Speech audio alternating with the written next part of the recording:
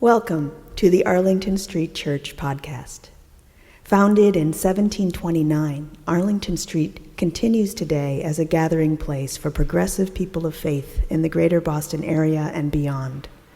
We are located at the corner of Arlington and Boylston Streets, across from the Public Garden in Boston, Massachusetts.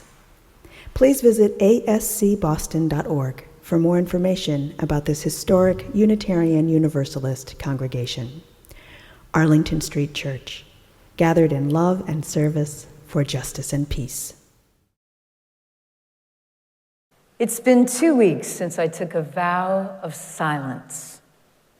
Author, chef, and Tibetan Buddhist practitioner Kimberly Snow writes, and as far as I can tell, no one has noticed.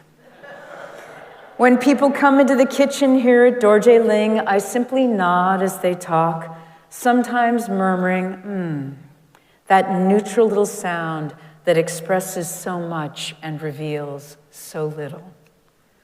I can sense my reputation as a good conversationalist increasing daily. When I first went silent, I kept fingering a pad and pen in my pocket, planning to write silence or maybe silent vow, but I've never had to bother. Today, I stand by the big Hobart mixer, dumping in flour and salt, listening to its steady drone, hearing it for the first time as a sculpture of sound rather than an irritating noise one must talk over.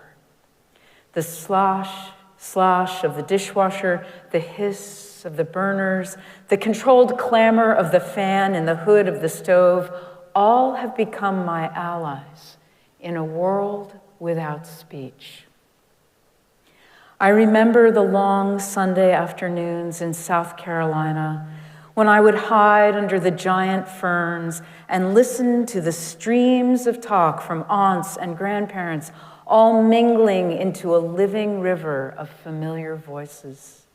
It seemed normal to me that the same tales, with the same digression about who was kin to whom, would be told over and over. I took it for granted that when a gap opened, someone must rush in to fill it up with words, sounds, stories. As I listen now to the kitchen machinery, my body relaxing into mechanical rhythms, I feel no urge to add my voice to the clamor of the world. I've come to see most talk as a sort of verbal littering that blights and obscures the vastness of the landscape.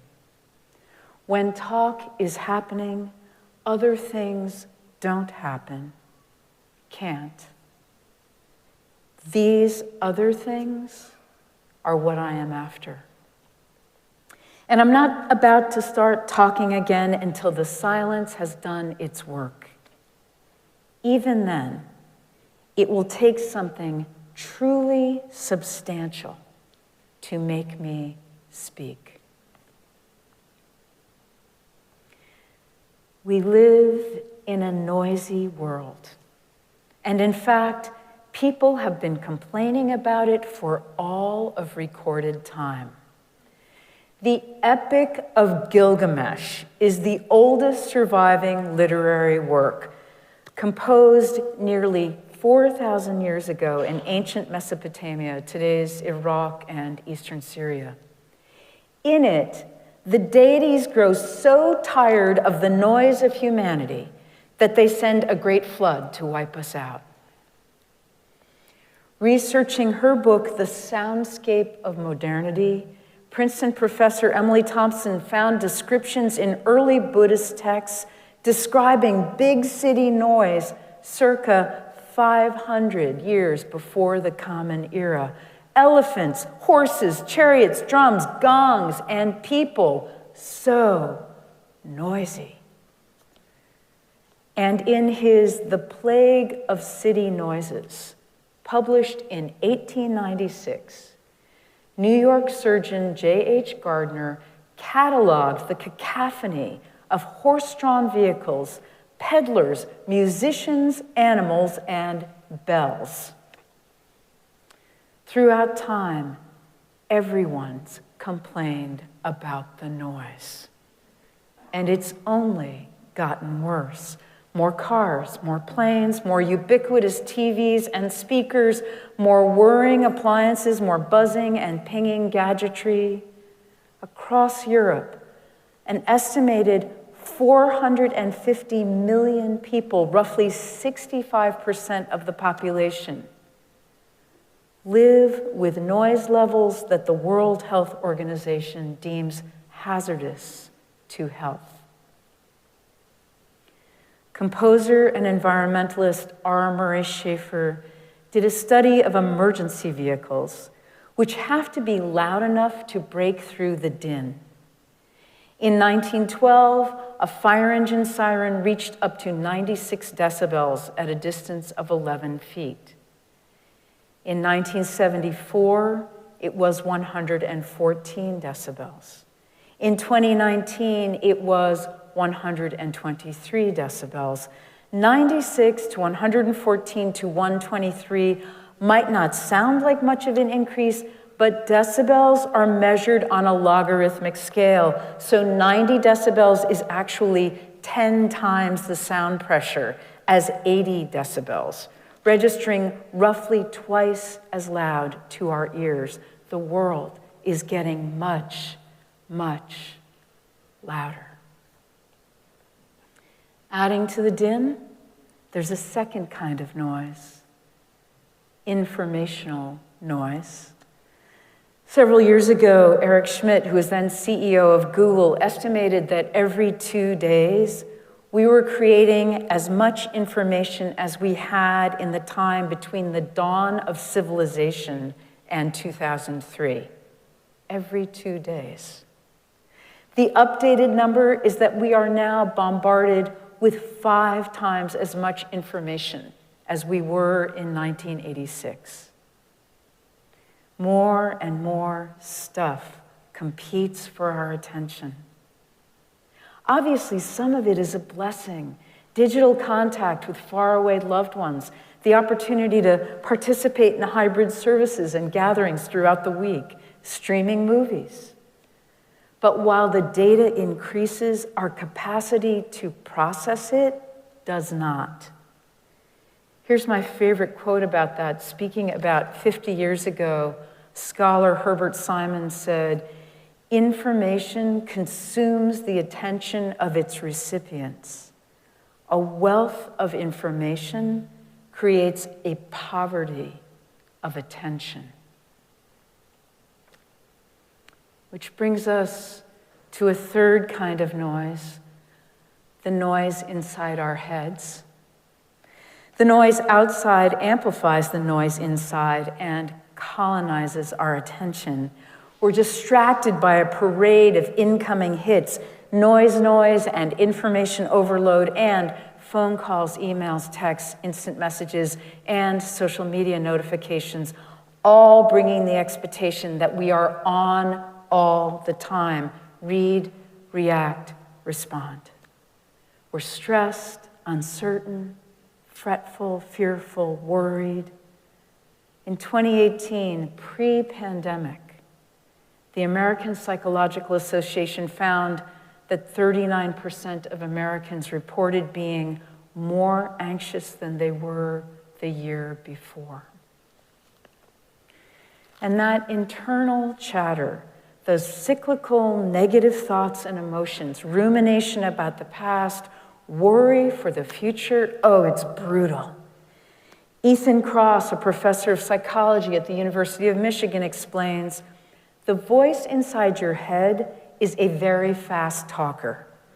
It turns out that inner speech is condensed to a rate of about 4,000 words per minute, 10 times the speed of express speech.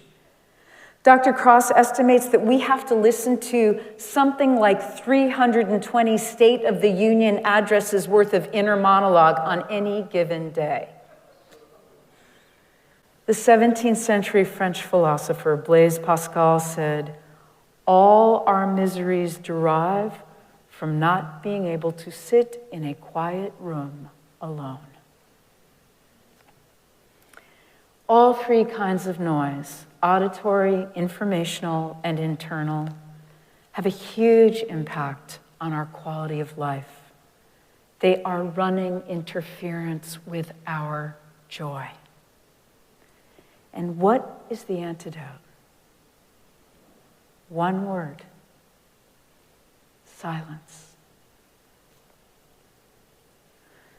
Swiss writer and philosopher Max Picard wrote a beautiful piece in which he begins by exhorting us to seriously weigh the costs and benefits of all the noise we indulge in and generate. Silence, he wrote, is the only phenomenon today that is useless. It does not fit into the world of profit and utility. It simply is. It seems to have no other purpose. It cannot be exploited. There is more help and healing in silence, he says, than in all the useful things in the world.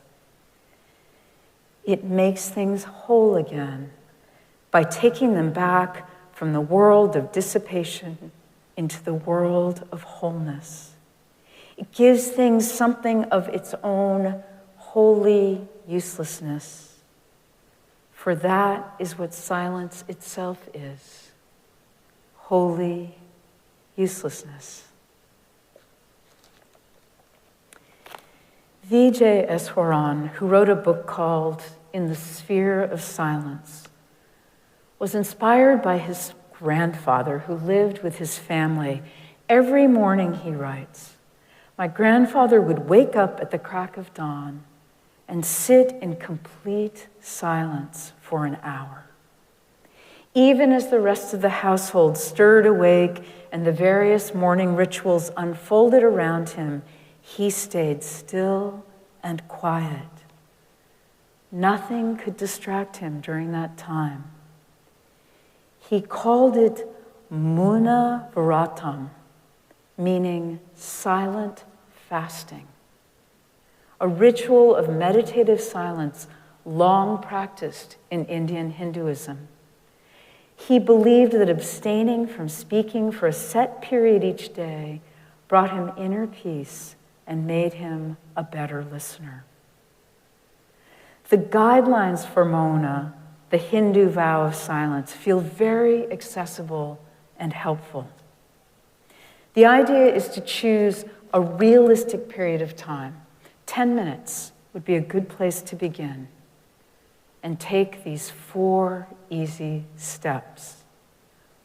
1, stop talking. Stop talking. Stop all the verbal and nonverbal communication. Put your devices down. 2, introspect. Watch your mind. 3, allow your physical silence to become silence of the mind.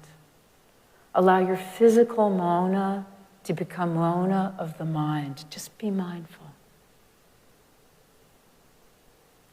And 4, allow mauna to work its magic. Don't force it. Don't wrestle with your mind. As you keep silence, open your heart of compassion. You will begin to notice the noise in your mind without emotion or judgment. Mauna Vratam. When you choose to speak again, you will notice increased willpower. You will feel less irritable, less tendency towards impulsive speech. You are a better listener and more articulate. You are at peace. The Roman statesman Marcus Tullius Cicero, born more than 100 years before the Common Era, wrote, silence is one of the great arts of conversation. I'm thinking again of Kimberly Snow's vow of silence. Her experience of standing in her kitchen at the Tibetan Buddhist Retreat Center as practitioners come and go, her growing reputation as a good conversationalist. When talk is happening, other things don't happen, can't happen, she says. Those other things are what I'm after. And I'm not about to start talking again until the silence has done its work. Even then, it will take something truly substantial to make me speak. Beloved spiritual companions, may we know silence and the power of silence. Let us allow silence to work its magic in our lives. I'm going to invite you to take a deep breath and breathe with me for a quiet moment now. This is Chilean poet and diplomat Pablo Neruda's Keeping Quiet. Now we will count to 12, and we will all keep still. For once on the face of the earth, let's not speak in any language. Let's stop for 1 second and not move our arms so much. It would be an exotic moment, without rush, without engines. We would all be together in a sudden strangeness. Fishermen in the cold sea would not harm whales, and the man gathering salt would look at his hurt hands. Those who prepare green wars, wars with gas, wars with fire, victory with no survivors, would put on clean clothes and walk about with their siblings in the shade, doing nothing. What I want should not be confused with total inactivity. Life is what it is about. I want nothing to do with death. If we were not so single-minded about keeping our lives moving and for once could do nothing, perhaps a great silence might interrupt this sadness of never understanding ourselves and of threatening ourselves with death. Perhaps the earth can teach us, as when everything seems dead, and then everything is alive. Now I'll count to 12, and you keep quiet, and I'll go.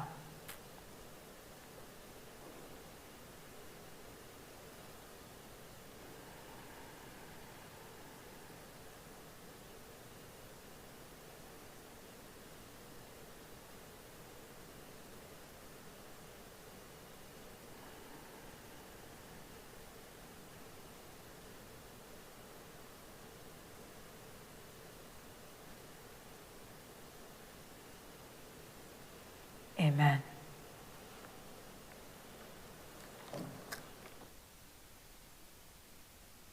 And now for our benediction, I invite you to put your hands over your heart in Namaste. I bow to the divine in you. May we be reminded here of our highest aspirations and inspired to bring our gifts of love and service to the altar of humanity. May we deeply experience that we are not isolated beings, but connected in mystery and miracle to one another and to every living being. Let us keep this faith, beloveds, and pass it on. The service begins when the service ends. Bless her hearts. I love you. Amen.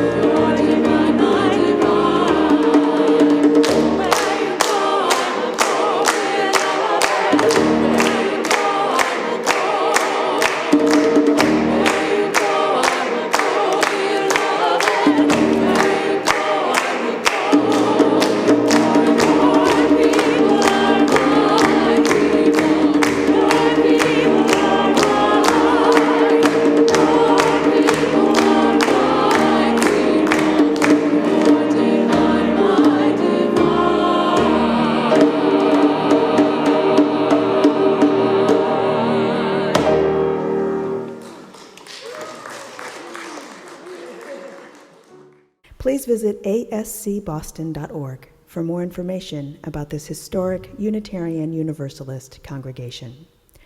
Arlington Street Church, gathered in love and service for justice and peace.